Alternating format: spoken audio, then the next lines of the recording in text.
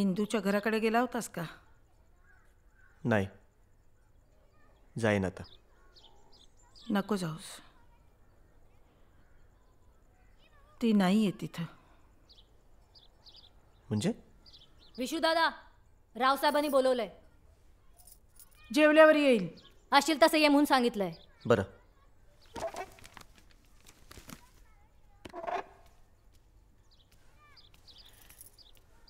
जेवायला ये रे लवकर.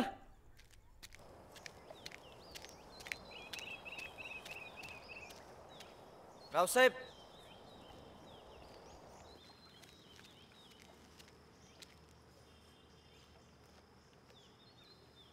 काय उद्योग करून ठेवलाय? फौजदार निघाल्या तालुक्यावरनं. आज तुझ्या घरावर धाड पडणार आहे. मी पोलिसात आहे म्हणून मला आधी कळलं. डोंगरी चिचगावच्या दिशेनं निघ, वाटत सगळी माहिती मिळेल.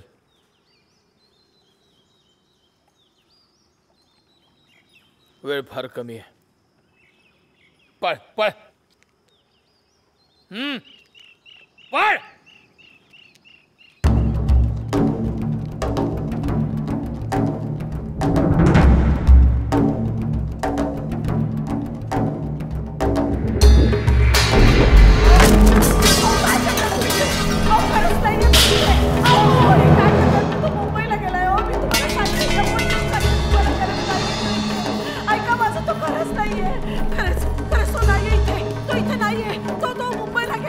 शिकायला. खरंच सांगते, मी तुमच्या पाया पडते. तो खरंच नाहीये साहेब. तो नाहीये. हे सापडलं. त्याचं नाहीये. त्याचं नाही. त्याला मारू नका.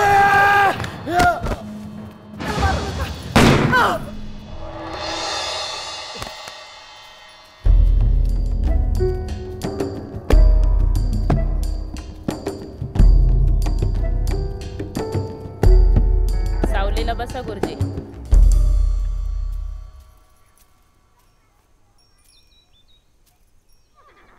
नांदुर्णीला जा, इनामदारांच्या वाड्यावर दप्तर पोचवायचे. निळकंठ गुरुजी ही तुमची ओळख. पुढलं सगळं तिथं कळत. रस्त्यात काही दगा फटका झाला तर दप्तर जाळून टाका. निघा आता.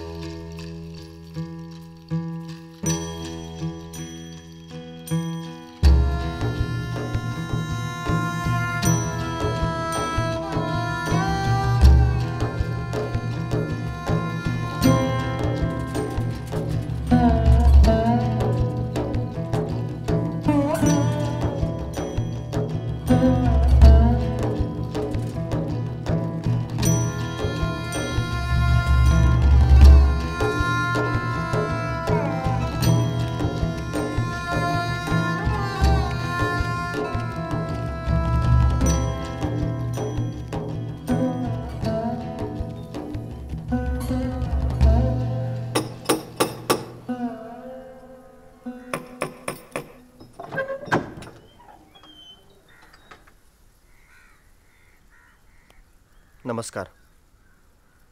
निळकंठ मास्तर आलेत म्हणून सांगा. या.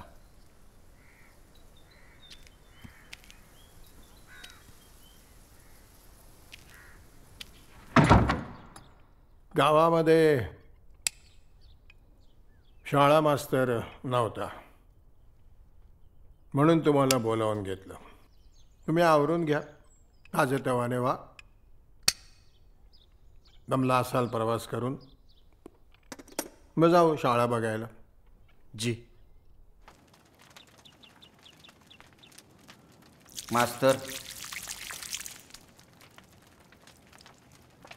पंचा.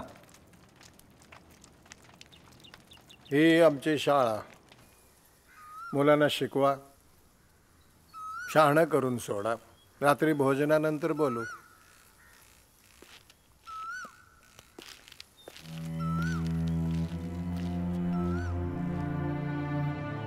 मोहीम अपयशी ठरली. आपले 5 तरणे ताठे वीर कामी आले. आपा नाईक, भिवा नाईक हे दोघंही पहिल्यापासून तुरुंगातच होते. अशा कठीण प्रसंगात सुद्धा संघटना मजबूत राहावी म्हणून आम्ही सातत्याने प्रयत्न केले आहेत, करतो आहोत.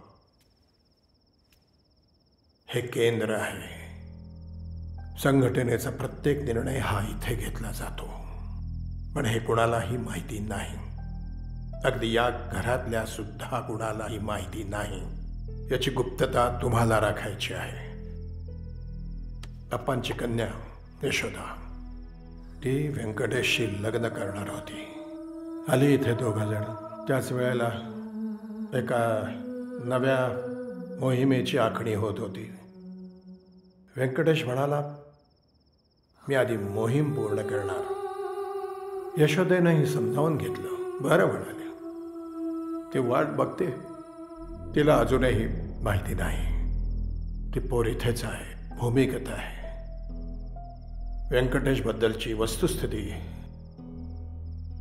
यशोदेला सांगण्याची जबाबदारी तुमच्यावर आहे. जी. आराम करा. झोपा आता.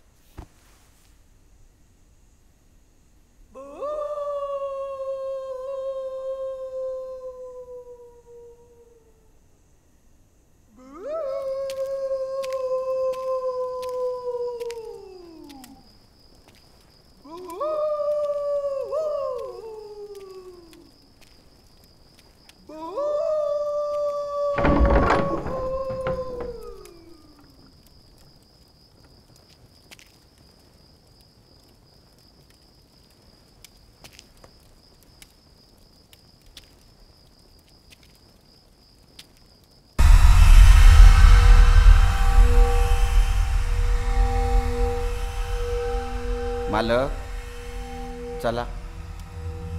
रात्र खूप झाली ना. चला झोपायचं ना. चला चला लवकर चला. चला चला. मास्तर, लय रात झाली.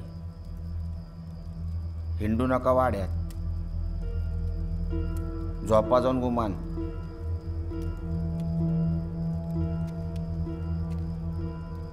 दरवाजा लावून घ्या घट.